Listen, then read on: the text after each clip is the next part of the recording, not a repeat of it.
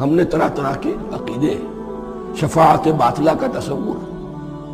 اہل عرب سمجھتے تھے ہمیں یہ فرشتے جو ہے خدا کی بیٹیاں ہیں، یہ لات اور منات اور عزا ہم نے ان کے بت بنا رکھے ہیں، پوچھتے ہیں یہ اپنے ابا جان سے اللہ کی بیٹیاں ہیں نا، لاڈلی بیٹیاں، چھڑا لیں گے.